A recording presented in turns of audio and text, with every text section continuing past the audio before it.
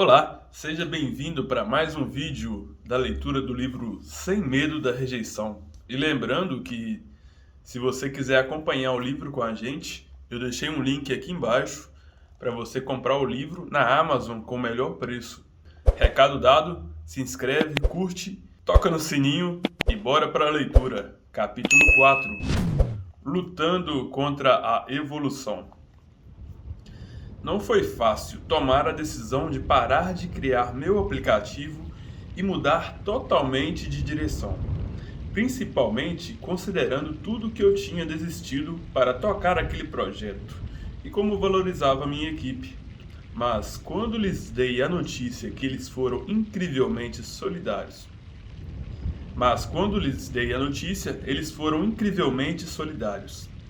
Assim como eu, tinham ficado surpresos com toda a publicidade e atenção que meu blog recebera, e concordavam que agora eu estava diante de um empreendimento ainda mais significativo. Achavam que haviam contribuído com ele de alguma forma e se orgulhavam disso. Combinamos que, se um dia eu criasse uma tecnologia relacionada ao problema da rejeição, voltaríamos a trabalhar juntos. Mas agora eu tinha um novo emprego: enfrentar a rejeição em tempo integral. Logo ficou claro para mim que, se eu realmente ia enfrentar a rejeição em nome de todos, então precisava suplementar meus experimentos de rejeição com a velha e boa pesquisa e aprender o máximo possível sobre o tema. Queria estudar esse Golias do mesmo jeito que uma equipe esportiva analisa o seu adversário. Seria o equivalente a ver vídeos do time rival em ação, ler os relatórios dos olheiros e treinar o máximo que pudesse antes de entrar em campo. Minhas primeiras buscas na internet não encontravam quase nada de útil. A maioria dos links era de citações inspiradoras e discursos superficiais de técnicos em venda e autoproclamados gurus de autoajuda. Diferentemente de tópicos como sucesso, carisma, liderança, negociação e até mesmo fracasso, não consegui achar praticamente nada que ajudasse a explicar o tema da rejeição e a sua relação com a vida cotidiana. Em vez disso, o que eu encontrei foi um monte de conselhos que, basicamente, resumia-se a isso. 1. A rejeição acontece. 2. Não leve para o lado pessoal. 3. Fique firme e siga em frente.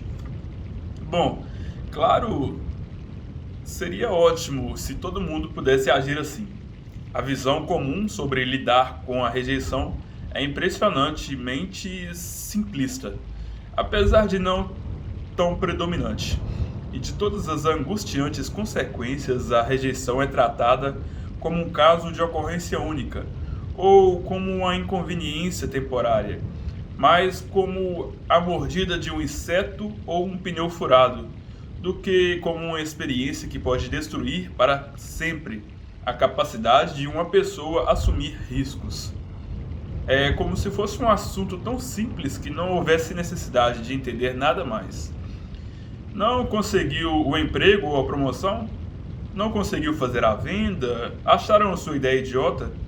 A mulher que você ama rejeitou seu pedido de casamento? Não leve para o lado pessoal. Levante, sacuda a poeira e dê a volta por cima.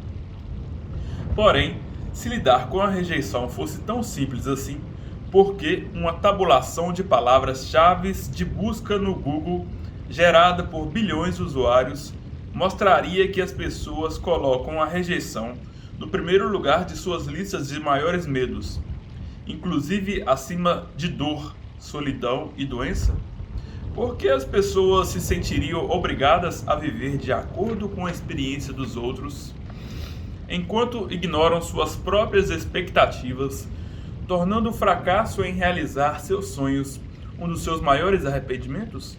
Por que eu enterraria os planos da invenção dos meus sapatos de rodinha no fundo da gaveta quando meu tio fez pouco caso da ideia? Só para testemunhar o alucinante sucesso da Hellis? Eu era fraco? Não achava que fosse.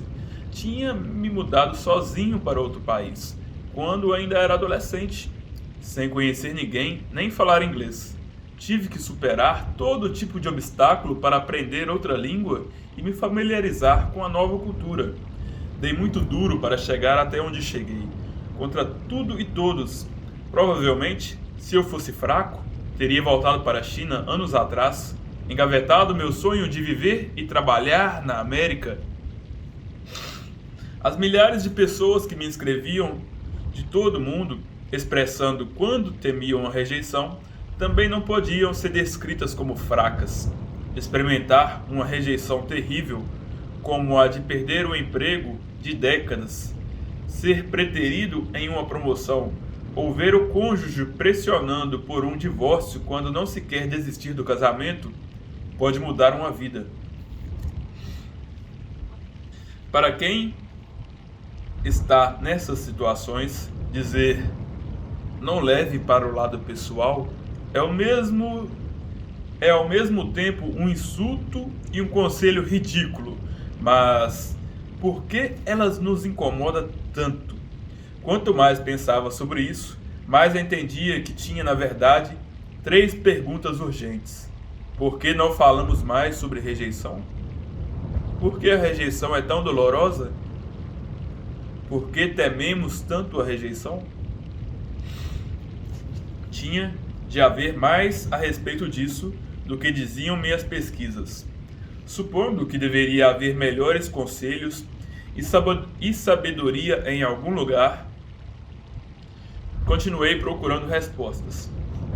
Pesquisei obsessivamente áreas como psicologia, negócios, história, sociologia, autoajuda, economia comportamental, atrás de qualquer esclarecimento que pudesse encontrar. Depois de algumas semanas com altas pilhas de livros em minha escrivaninha e artigos do Google News Alerts sobre o tema rejeição, lotando minha caixa postal, tinha feito uma tonelada de anotações e começava a me sentir um professor na escola de rejeição. Rejeição versus fracasso.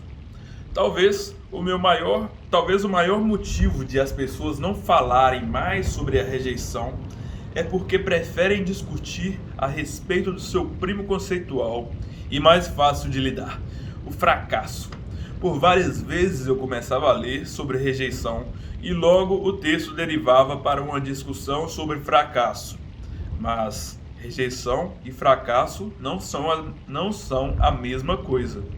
Quando fracassamos em algo, como um negócio ou uma carreira, é uma situação infeliz, mas compreensível e frequentemente tolerável, porque pode se dever a vários fatores. É fácil sugerir razões que expliquem por que algo fracassou, sejam elas lógicas ou simples desculpas. Se você fracassou ao abrir um negócio, pode justificar dizendo que a ideia estava à frente de seu tempo, que o mercado ou a economia não favoreceram o sucesso, que o projeto não foi bem executado. Mesmo que tenha sido por sua causa, há várias maneiras de transformar o fracasso em algo positivo. Você pode dizer, eu simplesmente não era bom nisso. Prometer melhorar ou se lembrar das milhares de outras coisas nas quais você é incrível. Você pode dizer, cometi alguns erros, porque, afinal, quem não comete? Você pode dizer, aprendi muito, e sair se sentindo realmente melhor, mais experiente, mais sábio do que antes de ter fracassado. No Vale do Silício, empreendedores às vezes chegam a usar seus fracassos como distintivos de honra.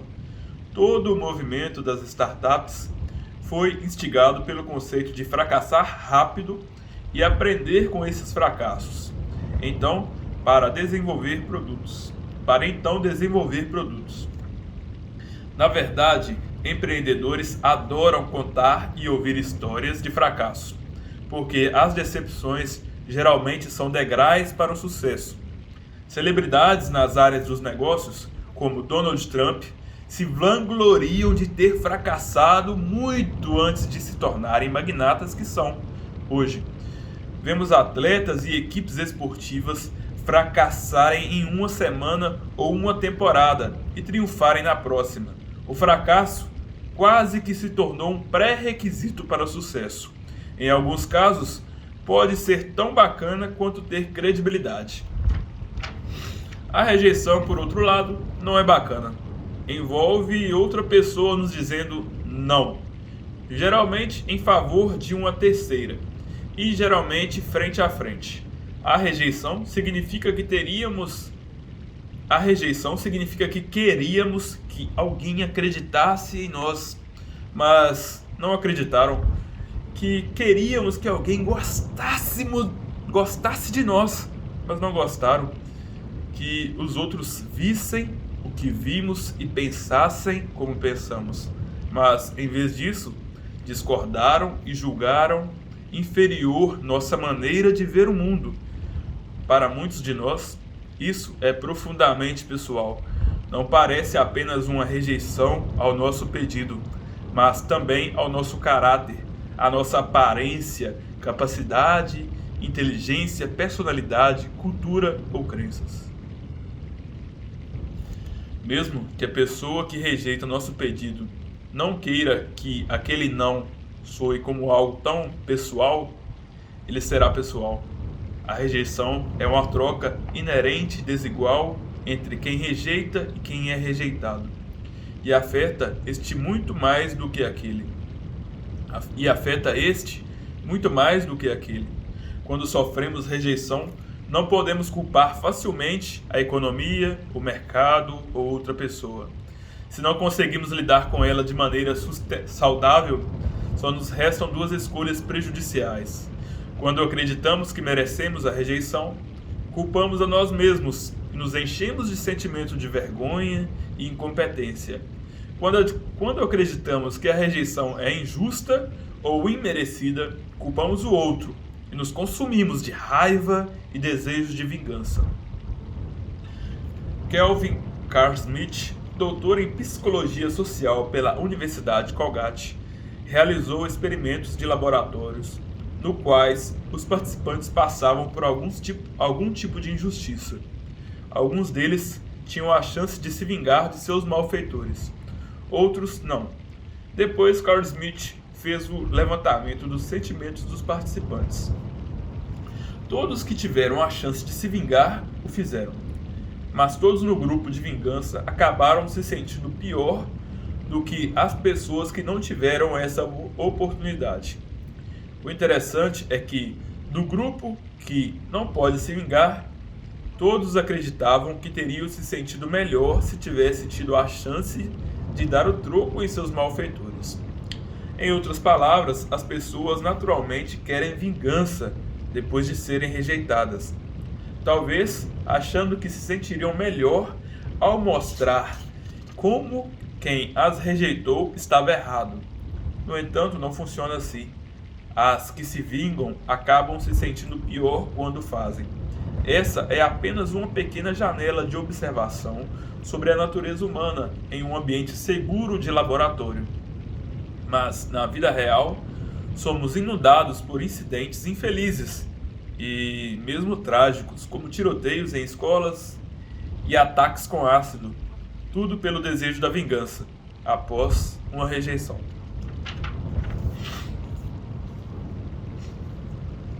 A dor da rejeição. Alguns anos atrás, eu e minha esposa Tracy fizemos uma viagem de outono à Itália. Tínhamos planejado isso durante anos e deveriam ser as férias dos nossos sonhos. Em vez disso, em apenas 2 dias, a viagem se tornou as piores férias que poderíamos ter imaginado. Primeiro, nos deram uma orientação errada para chegar ao Coliseu e ficamos totalmente perdidos. Por causa desse erro, não conseguimos pegar o nosso ônibus para visitar o interior do país e tivemos que abandonar a excursão idílica que havíamos planejado meticulosamente. Logo depois, um ladrão roubou nossa câmera e com ela todas as fotos da viagem. Era como se a Itália tivesse realizado uma conferência nacional antes da nossa chegada, para que os participantes planejassem como arruinar nossas férias. Já era depois do entardecer e voltamos para o hotel exaustos e com um péssimo humor. De repente, Tracy se inclinou para a frente e começou a se contorcer. Havia anos que ela sofria crises agudas de dor no estômago. A que ela estava tendo naquele momento, no meio da rua, na Itália, era tão terrível que ela sentia como se estivesse sendo esfaqueada. Não tínhamos nenhum remédio conosco e precisávamos comprar alguma coisa o mais rápido possível. Mas não sabíamos onde achar uma farmácia e não falávamos italiano. Eram umas 20h50 e a maioria das lojas em Roma fecha às 21h. Corremos para uma banca de revista próxima. Felizmente, estava aberta. Esperávamos que a pessoa que trabalhasse ali pudesse nos dizer como chegar a uma loja de conveniência, supermercado ou farmácia. Tracy se aproximou do balcão do jornaleiro e disse: "Olá, você sabe onde podemos encontrar... A mulher, atrás da janelinha, olhou para nós e disse: "Não", antes que Tracy pudesse terminar a frase. Então, se levantou, desceu o vidro fechando a janela, virou de costas para nós e começou a juntar os seus pertences. Ela fechou a banca 10 minutos antes, só para não ter o incômodo de falar conosco.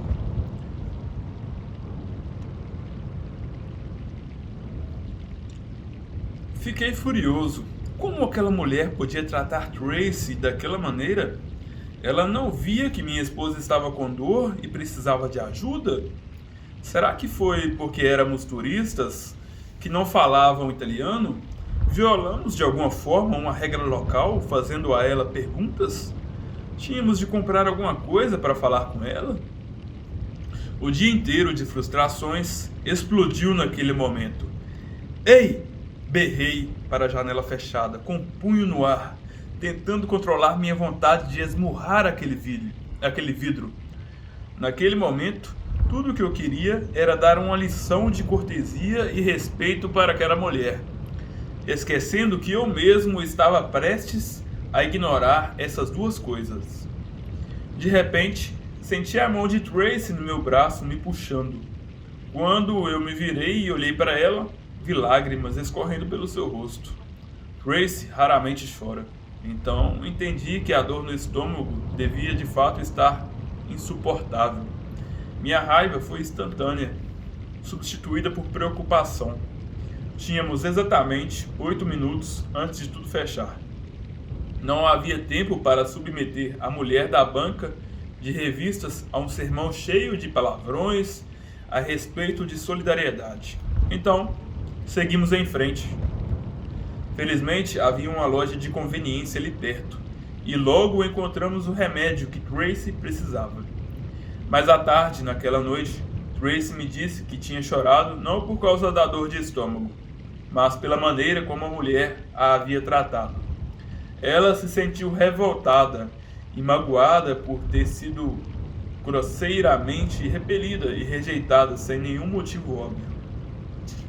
Ouvir isso, de certa forma, me deixou aliviado. Foi bom não ter entendido na hora a verdadeira causa de suas lágrimas. Senão, poderia ter feito ou dito algo de que me arrependeria depois. Nossas férias melhoraram nos dias seguintes. Conhecemos muitas pessoas simpáticas, fizemos passeios românticos por Florença e Veneza e nos fartamos com a deliciosa culinária italiana. Mas falamos com menos pessoas do que costumávamos falar e não perguntamos o caminho para mais ninguém. Como é que uma única rejeição grosseira de uma pessoa que eu e minha esposa nunca havíamos vistos e nunca veríamos de novo tinha tanto impacto em nossas emoções. A mulher da banca de revistas não tinha provocado nenhum dano físico a Tracy. No entanto, a rejeição machucara mais do que sua dor de estômago. Na verdade, o motivo para isso é biológico. Quando o ser humano sente dor física, o cérebro libera em nosso organismo substâncias químicas analgésicas chamadas opioides, a fim de diminuir a dor e nos ajudar a suportá-las. Recentemente, pesquisadores da Faculdade de Medicina da Universidade de Michigan questionaram se o cérebro humano poderia liberar opioides também depois de rejeições sociais, e realizaram um estudo para descobrir isso. Nessa pesquisa, mostraram aos participantes fotos e perfis fictícios de centenas de candidatos potenciais a uma relação amorosa, e então lhes pediram que escolhessem com quais gostariam de se encontrar. Depois, usaram um scanner para monitorar a atividade cerebral dos participantes, quando lhes contavam que a pessoa que haviam escolhido não estavam interessadas neles. Assim, ao vivenciar a rejeição, o cérebro dos participantes imediatamente começou a liberar opioides, exatamente como aconteceria no caso de um trauma físico. O mais interessante ainda foi que os participantes foram informados antes do início da pesquisa que os perfis e as rejeições eram falsos.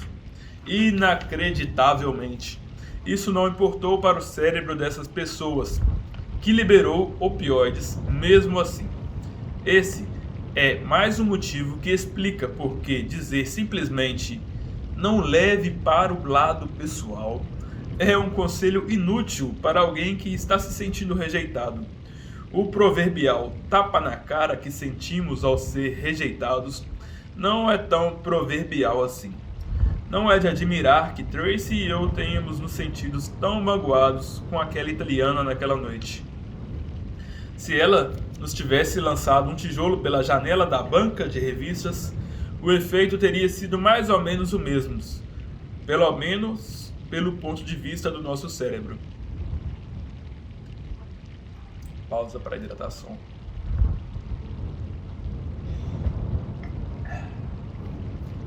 O medo da rejeição.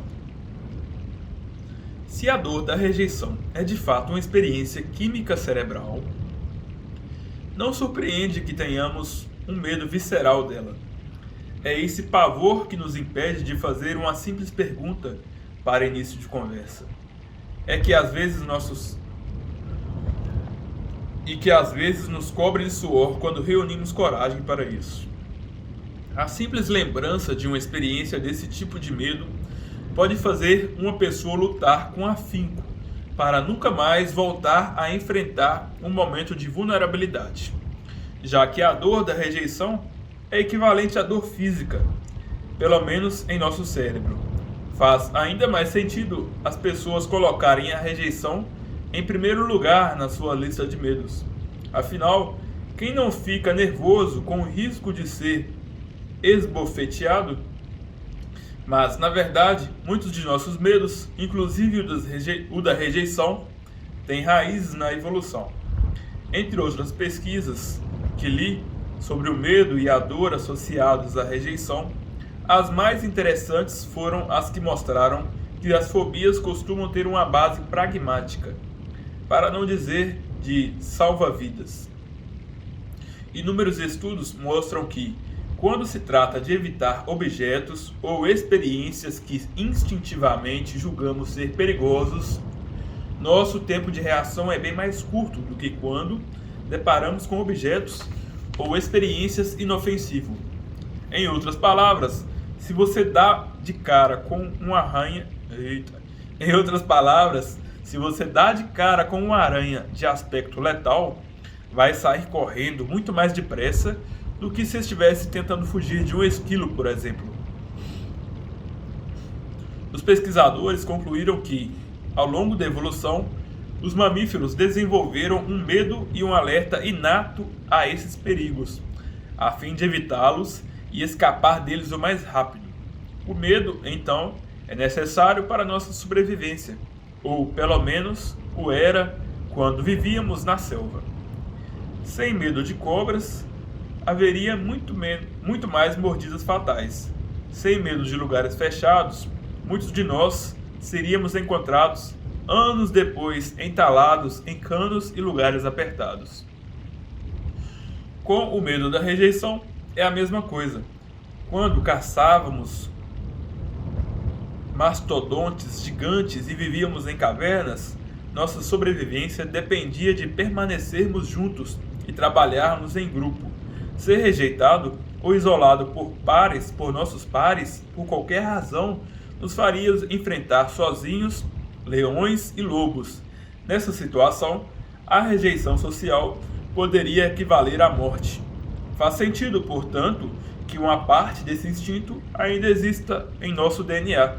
Assim, ser rejeitado pode parecer um destino pior do que a morte. Descobrir tudo isso certamente me fez sentir melhor em relação ao meu próprio pavor da rejeição. Meus instintos estavam apenas tentando me manter vivo, mas da última vez que chequei, não havia mastodontes passeando pelo centro de Austin. E uma rejeição social não iria literalmente me deixar abandonado no meio da floresta, nem me obrigar a enfrentar sozinho alguma fera. O medo da rejeição pode ter salvado muitos de nossos ancestrais de serem expulsos de seus grupos sociais, mas em geral não faz mais sentido em nossa vida moderna. Na verdade, é mais um fardo do que uma medida de segurança. Se a rejeição fosse um órgão, seria um apêndice em vez de um coração. No entanto, seu efeito é muito mais prejudicial do que uma possível apendicite, porque a consequência de não tentar novas coisas devido ao medo da rejeição não pode ser curada com a ida no pronto-socorro. No meu caso, o medo da rejeição havia silenciosamente me impedido, por mais de uma década, de dar um passo em direção ao empreendedorismo. Fico imaginando o que esse medo deve ter feito com milhões de outras pessoas. A lista de arrependimentos deve ser enorme e de partir o coração. Quantas ideias excitantes, interessantes, que poderiam mudar muitas vidas, deixaram de ser levadas adiante porque pessoas tinham medo de ser expulsas do bando? 100 dias de segurança. 100 dias de rejeição. Anunciar procedimentos de segurança em um avião. Há os que olham para as coisas do jeito que são e perguntam por quê.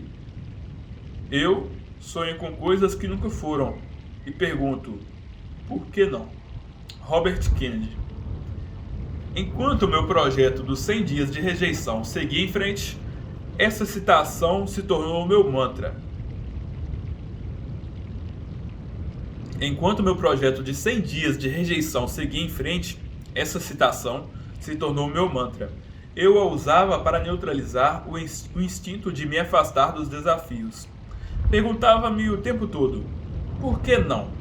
E percebia que frequentemente não havia um motivo lógico para não fazer, ou pelo menos tentar fazer. A maioria das ideias que me ocorria...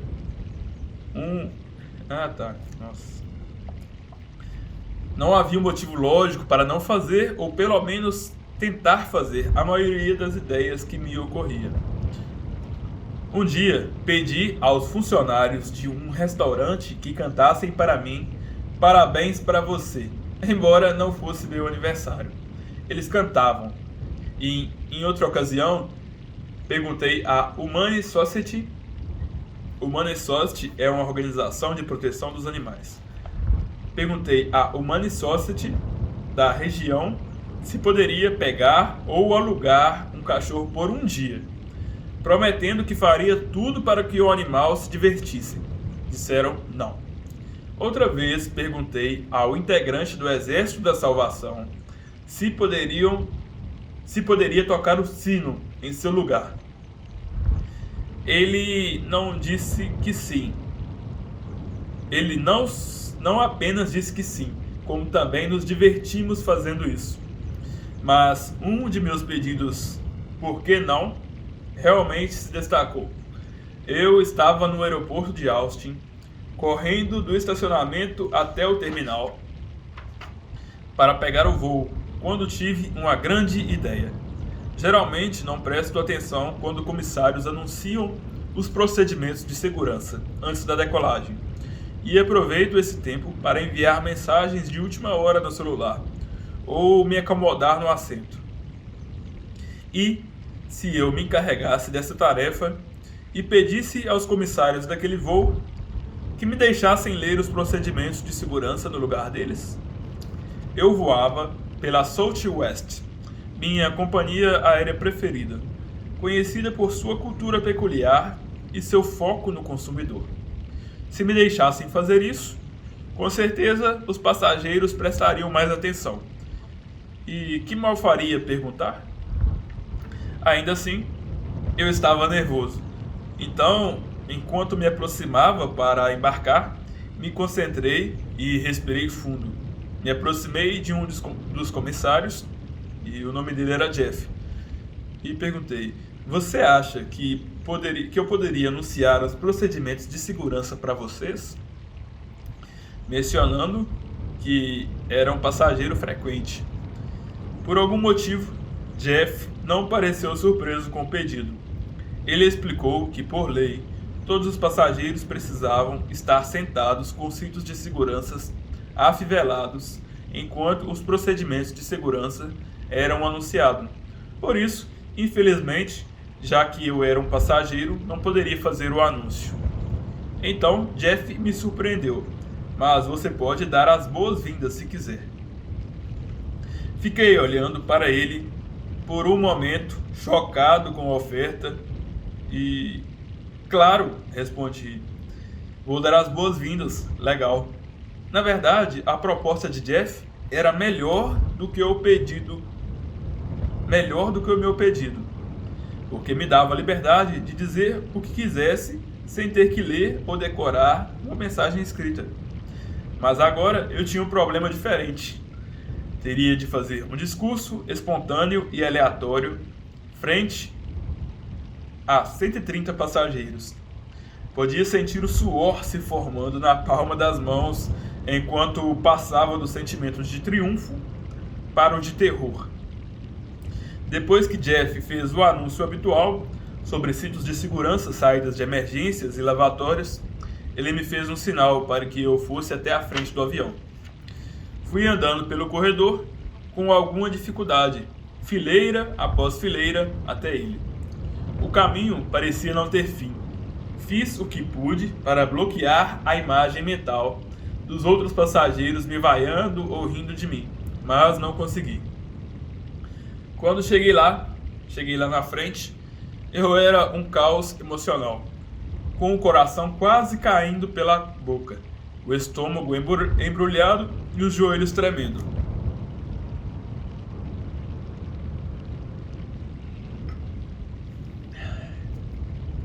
Então Jeff me estendeu o microfone e disse para eu falar o que eu quisesse, como se eu estivesse 100% confiante de que nada poderia dar errado. Eu estava bem menos confiante naquele momento. Meu medo realmente parecia profundamente biológico. Quase podia ouvir meu DNA sussurrando: pare! Pare! Você está fora de controle! Ninguém quer ouvir você! Você está fazendo papel de bobo, as pessoas vão rejeitá-lo. Alguém vai achar que você é um terrorista e vai atacá-lo. Você está em perigo! Pare! Peguei o microfone de Jeff, mesmo assim, e apertei o botão para ligá-lo. E comecei a falar. Olá! Olá a todos, bem-vindos a bordo, disse na minha melhor imitação de comissário. A maioria das pessoas olhavam para o próprio telefone, lia revistas ou conversava. Ninguém prestava atenção. Não sou membro da tripulação, acrescentei imediatamente. Todos levantaram a cabeça e olharam para mim. Senti centenas de olhos sobre mim. Meu nervosismo começou a se transformar em pânico. Sou apenas um fã dessa empresa.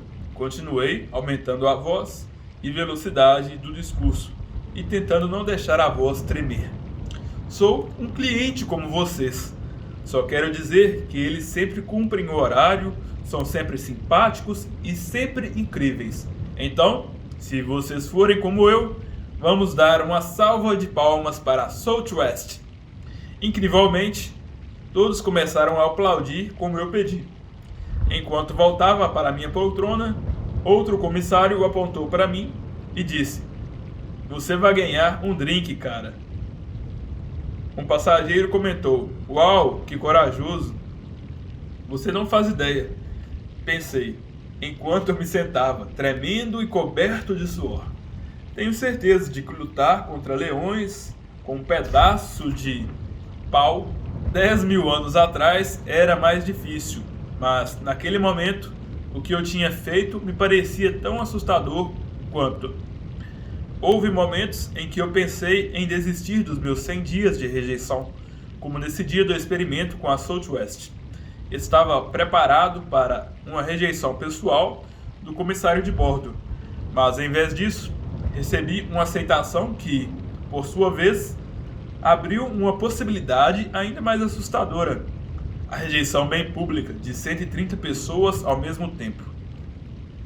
Embora eu tenha conseguido passar pela árdua experiência, eu me senti no limite. Antes de ler sobre raízes biológicas da rejeição, achava que estava combatendo um monstro utilizando recursos psicológicos. Mas agora sabia que lutava contra a evolução, contra minha própria química cerebral e meu DNA. A guerra não era apenas psicológica, era biológica. E isso me fez pensar: será que eu realmente queria entrar nessa luta? Será que eu estava destinado a perder essa batalha? Comecei a imaginar: se isso é o que as pessoas querem dizer com o antigo provérbio, a ignorância é uma bênção?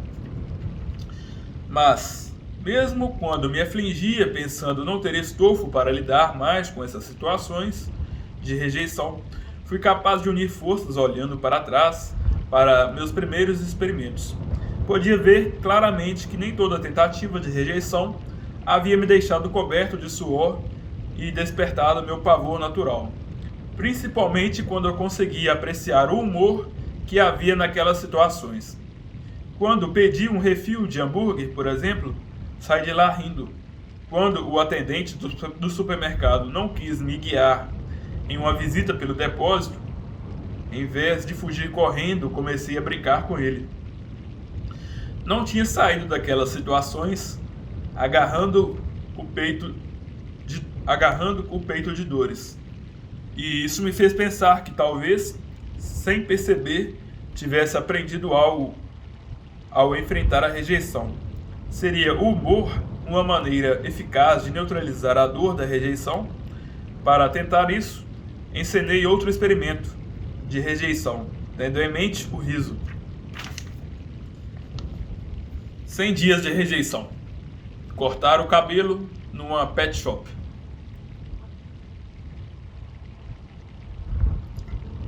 Passando por uma loja da PetSmart um dia, lembrei que estava na hora de levar meu cão, Jumbo, para parar os pelos.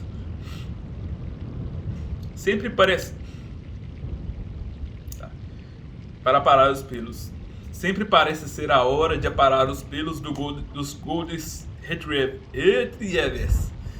Eles são adoráveis máquinas de soltar pelos. Enquanto estacionava o carro, tive uma ideia. E se eu pedisse aos funcionários que cortassem o meu cabelo ao invés dos pelos de Jumbo? A ideia me fez rir. E isso a tornou exatamente o tipo de rejeição que eu procurava.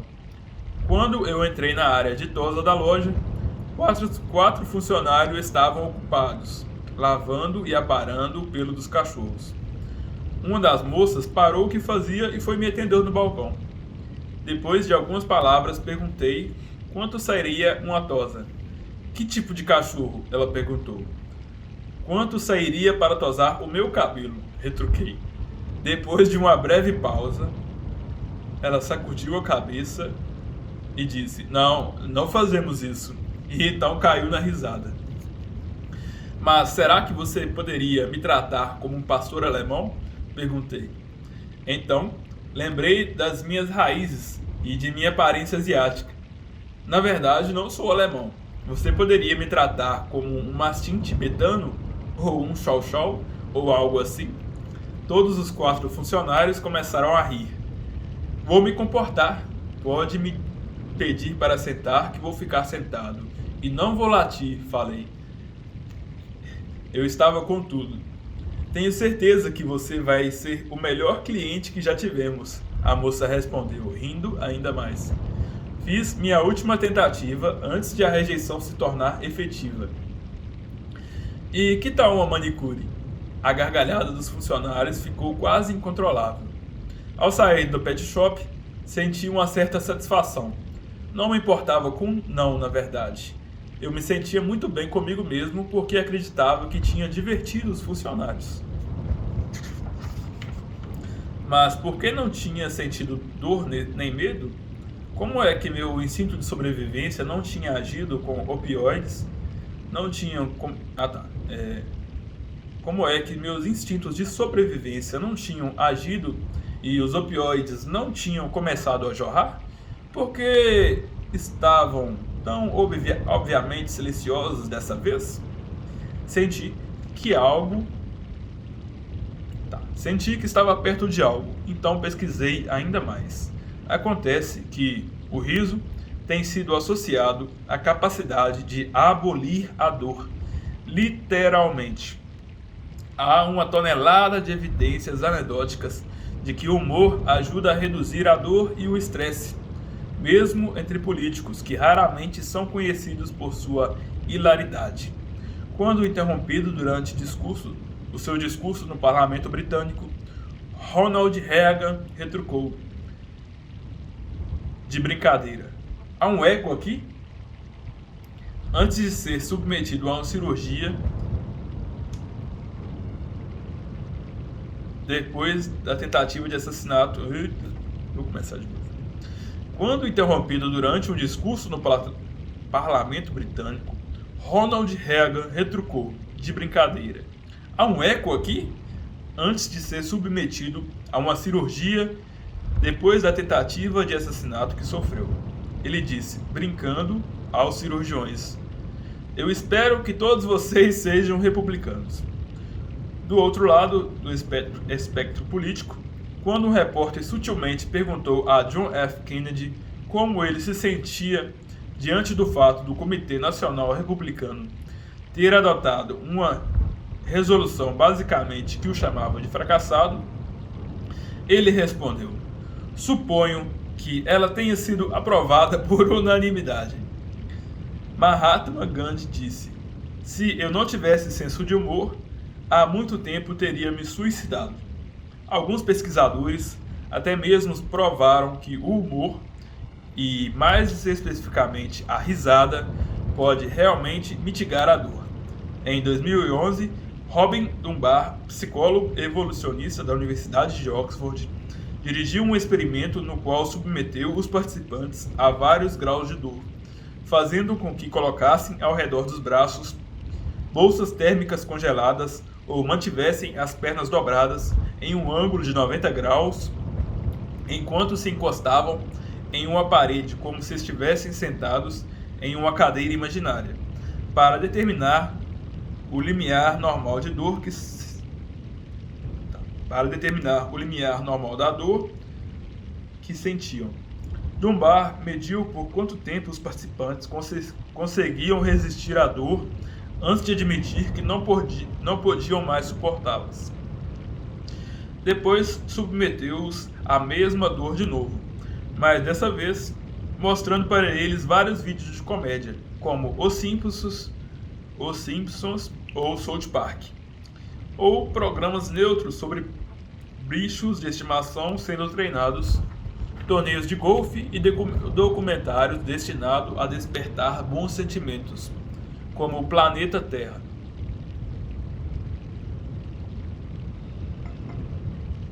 Ele descobriu que o limite de dor dos participantes aumentava significativamente apenas quando eles assistiam às comédias, e principalmente quando riam. Por outro lado, filmes neutros ou positivos não faziam diferença. Em outras palavras, a risada reduziu a dor e o estresse. Dunbar acreditava que o poder da risada tem mesmo raízes na evolução. O Dr. Dunbar acha que a risada pode ter sido favorecida pela evolução, porque ajudou a juntar grupos humanos da mesma maneira como atividades de dança e canto, escreveu o repórter James Gorman, do New York Times. Rir, dançar e cantar são atividades que produzem endorfina, um tipo diferente de opioide, que não apenas combate a dor, mas também causa bem-estar. Rir pode ser o mesmo que receber uma dupla injeção de analgésicos naturais em nosso cérebro. Isso explica porque eu não sentira tanta dor durante os experimentos de rejeição que haviam me feito rir. O medo e a dor que poderiam ter sido gerados pela experiência foram neutralizados pela endorfina, porque eu estava ao mesmo tempo me divertindo. No caso da minha aventura na PetSmart, depois de ser rejeitado, saí me sentindo melhor. Em minha busca pela pedra certa para atirar em meu Golias, senti que tinha encontrado uma das boas. Rir não era apenas um bom para mim, mas rapidamente se tornou uma das armas mais eficazes. Minha própria arma biológica, fruto da evolução, para combater a dor da rejeição e me ajudar a permanecer calmo e racional. O humor, claro, tem limites. A tolice não é apropriada em todas as situações da vida. E sabia que não seria capaz de usar humor para me ajudar em todos os experimentos de rejeição, principalmente quando o risco é alto e os resultados têm significado real. Além disso, a endorfina trata apenas do resultado da rejeição, a dor. Não trata o medo nem a expectativa da rejeição, que são a base da capacidade destrutiva da rejeição. Mas o humor também provocou outra pergunta. Se algo não pode me machucar, então por que eu deveria me assustar? Essa pergunta se mostrou essencial na minha luta contra a rejeição.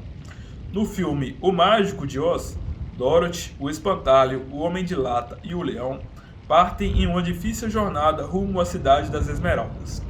Querem encontrar o grande e poderoso Mágico de Oz, que esperam eles e realizará o desejo de cada um, respectivamente. Voltar para casa, ter um cérebro, receber um coração e se tornar corajoso. Dentro do castelo mágico, quando caminham por um longo e horripilante corredor, lutando contra a vontade. Dentro do castelo mágico, caminham por um longo e horripilante corredor, lutando contra a vontade de fugir. Quando finalmente chegam à sala onde ele está, veem-no como um monstro verde, careca e ameaçador, sentado em um trono cercado de fogo, fumaça e vapor. Seu tom de voz é aterrorizante, e ele exige que os quatro partam em uma missão, e é tão controlador e mau que quase os mata de medo, a ponto de o leão até mesmo desmaiar. Depois que terminam a missão, eles voltam para a Cidade das Esmeraldas, enquanto o mágico prossegue com sua cena aterrorizante. O cãozinho de Dorothy, Totó, se aproxima de uma grande cortina no canto do salão. Ele lhe dá um puxão e subitamente revela a verdade sobre o mágico. Ele era um homem grisalho, de aparência comum, operando uma máquina de som e luz para criar uma imagem aterradora a fim de assustar seus visitantes. Na realidade, não havia nada de assustador no homem. Eles se tornaram uma lenda apenas por conta dos boatos, dos mistérios e da fachada que havia erguido ao seu redor. Mas o que tornara o medo real fora a maneira como todos reagiram a ele. Minha jornada para encontrar e estudar a rejeição era parecida com a de Dorothy, rumo à cidade das Esmeraldas. Naquele voo da Southwest, experimentei o medo da rejeição pública, com força total. Sentia-me como se estivesse naquele salão, diante do perigo e terrível mágico de Oz. Mas sempre que injetava humor nos meus experimentos de rejeição, sentia-me como se estivesse espiando por trás da cortina e enxergando o verdadeiro mago, uma criatura inofensiva e até engraçada. Agora estava enxergando a rejeição por um prisma totalmente diferente. Na maior parte das vezes, quando realmente a encaramos, a rejeição é como o mágico de Oz. Podemos ficar aterrorizados. Na maior parte das vezes, quando realmente a encaramos, agora estava enxergando a rejeição por um prisma totalmente diferente. Na maior parte das vezes, quando realmente a encaramos, a rejeição é como o mágico de Oz. Podemos ficar aterrorizados com ela quando estamos atrás de um aumento salarial, um namoro, um investimento, ou quando buscamos